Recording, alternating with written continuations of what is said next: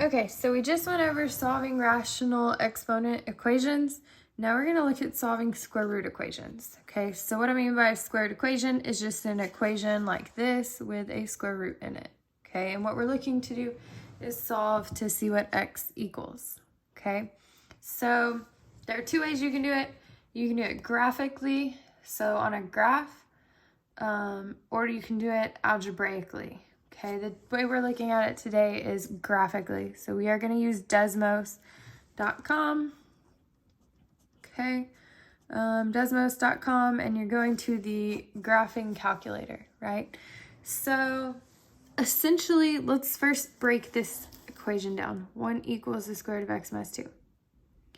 So 1 is what you're used to seeing is equations like y equals the square root of x minus 2, right? Where I give you y equals something with an x. So if you think about it like that, y, 1 is in the place of my y, right? So what we're going to do is we're going to graph two separate equations, and we're going to look at where those two equations intersect. And the intersection point is our solution, okay? So we're going to find what x is of our intersection point, right? So basically what we're doing is we're going to graph one equation where we say y equals this equation. Instead of the 1 here, we're going to put a y in place of that number. So I'm going to say y equals the square root of x minus 2. Okay, it's graphed up here in red. And then we're going to say from a separate equation, because 1 is in the place of where y essentially is, we're also going to graph the equation y equals 1. So it's basically like you're doing y equals the left side and then y equals the right side. Okay, y equals 1 and then y equals the square root of x minus 2. So y equals 1. And then notice that gray dot shows up for the intersection point, and you get the point 3, 1. Well, 1 is our y value, right? We're trying to figure out what x equals. So the x value of 3, 1 is 3, which means x equals 3. And that is your answer. That's all there is to it when you're doing it graphically, okay? So let's look at another example. Oh, actually, sorry, important. Square roots can never equal a negative number. Okay, if this had said -1 equals the square root of x minus 2, you would say no solution. Okay, because square root, I can't take the square root of -25. I can take the square root of 25, right? Can't take the square root of a negative number. So that means your square root can never equal a negative value, right? If you take the square root of 25, it's 5. You take the square root of any number, it's always going to be a positive, right? So it can never equal a negative number. So now let's go on to example 2. Okay, so back to this, it can never equal a negative number.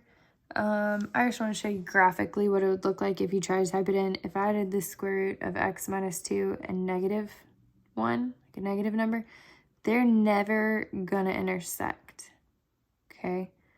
They will never touch each other. Right? So there would be no solution because there's no intersection. All right, example 2. We have 2 equals the square root of x divided by 4. So all we're going to do is we're going to put in two separate equations. One where y equals the left side, so y equals 2. And then one where y equals the right side. So y equals the square root of x divided by 4.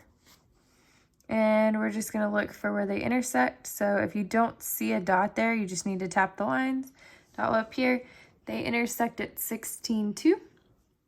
Remember, we're solving for x, so we just want the x value. So x equals 16. And that's it. Okay, you're looking for where those two things intersect, and that's your solution, right? Now let's move on to example 3. All right, so looking at example 3, this equation has 2 square roots, one on the left, one on the right. That is perfectly fine. You do it exactly the same as how we've been doing the other ones. So we put y equals the left side and y equals the right side and graph them both, okay? Then we're looking for their intersection point, and we want the x value of that. So we get x equals 10. Okay.